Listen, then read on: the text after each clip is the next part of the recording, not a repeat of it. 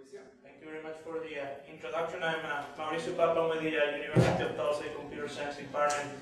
And I'm here today with my colleagues, Sujit Shenoy, and four of our best grad students. We have two PhD students, Jonathan Batson, Hugo Playman, and two master students, Raymond Berg and Chris Wadley, who've been working really hard to make many of the things that I'm going to talk about today possible, including the demo.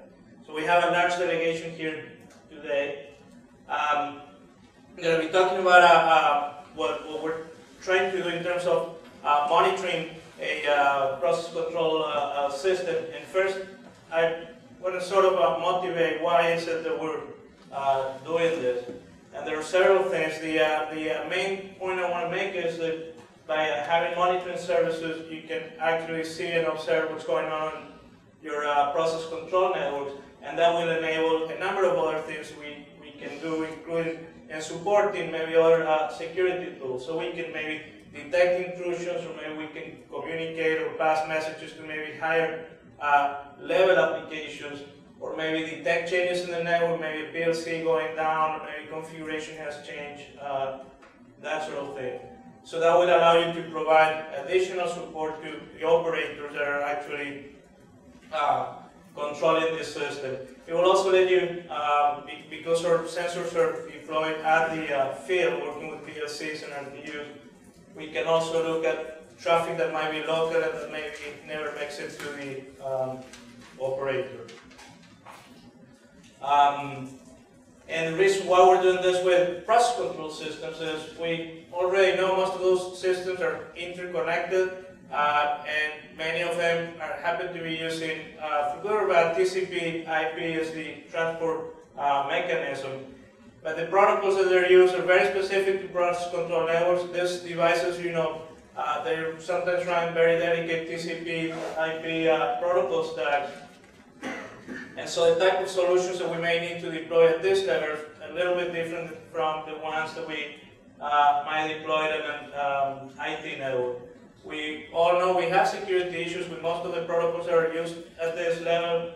Most of them favor functionality over security, and so there's a need for some of the security tools that we've been talking about. And the use of, obviously, TCP IP has made it possible for us to find and have communication paths that maybe go to the intranet, or maybe possible to the internet. Some of the things that our partners from University of Illinois are trying to look at with their APT tools. So the solution we're trying to develop are sensors that we can deploy at that level that will be able to support security solutions. When we were looking at this sort of thing and talking to people who work in this area, we tried to come up also with what type of requirements our solution should satisfy. And scalable and distributable were always there. Obviously, most of these networks are distributed, sometimes over thousands and thousands of miles.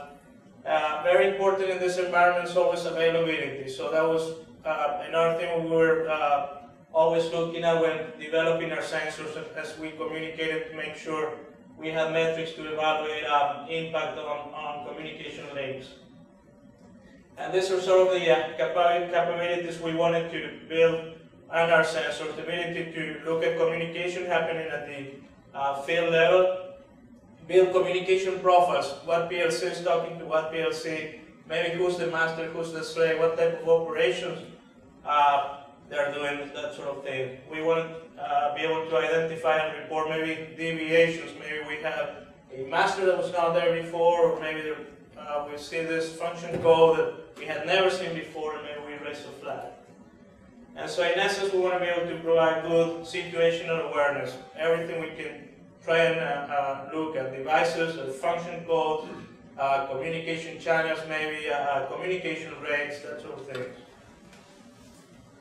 So when we started looking at PCS environment, we had done work at IT security and all that. But when you get into scale, things are a little bit different. Not only do they have this dedicated TCP/IP protocol stacks, and we have to be careful what type of traffic we insert there.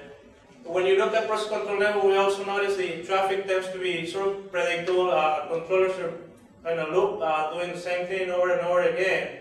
And that kind of tells us that it might be possible then to build a profile of what's good traffic and then maybe try and identify deviations from that. And so that's sort of the approach we've taken. We also wanted to make sure again that availability is preserved, and we do that through, we can schedule our sensors to communicate on command and that sort of things.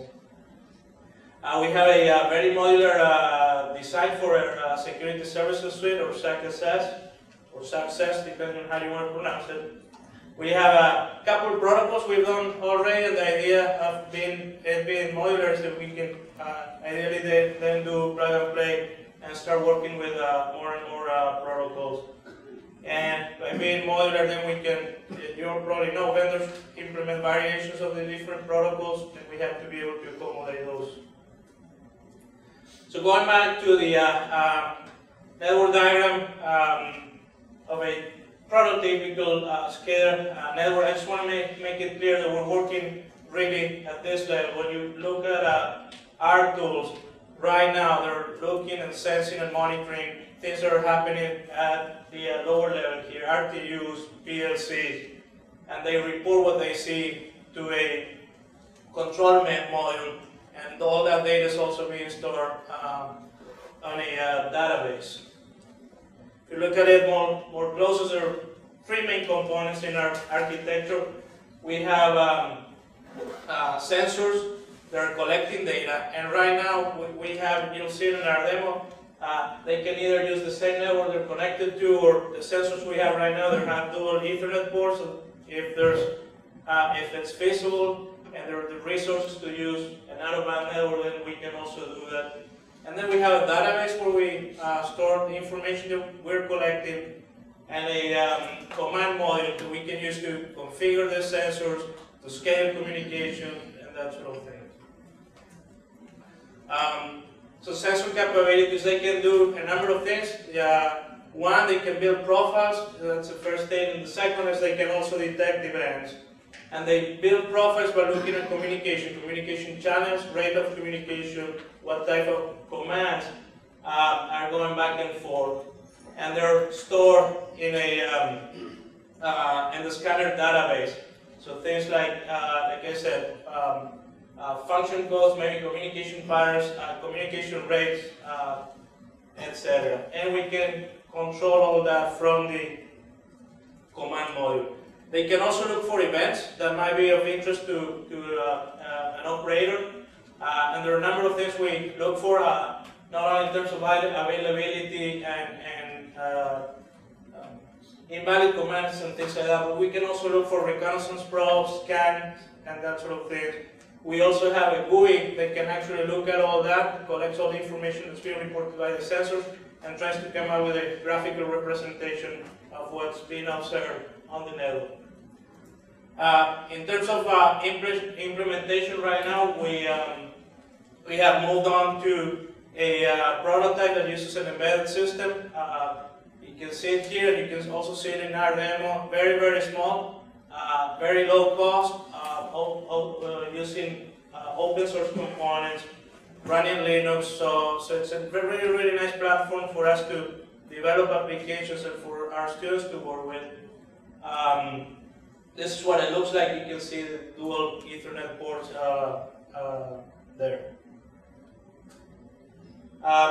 We've also working really, really hard, our students rather, on building a GUI. We all like to have a GUI and see what's going on. And so this is what our GUI looks like. We're still active, we're still working on it as we speak. You'll probably see some changes in the GUI when you go to our demo. But it tries to provide you not only with all the different alerts and events that are being reported by the sensors, but also with some sort of a color-coded graphical representation of the network, telling you maybe what links are normal, maybe which ones are not, and so on. I'm also happy to report we've been also working closely with industry, specifically with the Williams companies. They were graceful enough to let us have access to some of their traffic, so we've looked at that. They provided us with captures, real network, and We were able to duplicate that in our university and replace some of that traffic, come up with some attacks and see what happens on a lab setting. They did not allow us to go to the installation, but they provided us with the traffic. So that was really, really nice. And so these are some of the things we tried to do. You can see here some of the attacks we came up with, some of which will be demonstrated in a following session.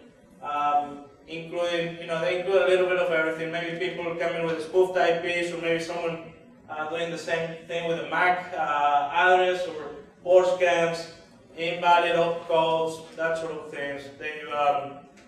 Our tool will detect this and report them to the GUI. In terms of implementation status and what we see right now, we've done, I told you modularity is important. We have a couple protocols that we've done, Modbus and RUC. And we would like to extend that. These are the different events and things we can detect: denial of service, maybe spoofed IPs and MACs, unexpected commands, unauthorized systems on the network, and I show you the GUI where not only we can see the topology but also communication patterns and maybe the role that a particular device is playing. So in conclusion, we're still working in this area, trying to provide situational awareness, looking at profiles, events, and providing some guarantees of integrity. We believe we have a pretty nice solution right now in place. It's still a prototype, but it happens to be scalable. It's distributed, and in terms of communication, the impact is minimal. Then in line with the theme of this workshop today, where are we going? I just wanted to give you an idea of what we're doing at micro level in our case in the future. We would like to complete the technology transfer. We made progress in just 1 year. We went from having everything on laptops and PC, where we were able to port all of our code to an embedded platform. So I think we're getting closer. We would love to also be able to go up the hierarchy and maybe start doing monitoring services at a higher level, maybe the control room center, maybe look at OPC and some of the other things that are out there. And lastly, all these things are interconnected eventually, and all this data could be very, very useful in maybe performing correlation analysis and what impact maybe something that's happening here might have at another plant maybe, or another different level. And lastly, I want to make a pitch. Make sure you all go and see our demo. We have a large delegation here from Tulsa, so feel free to talk to any of us about it. All right, speaker.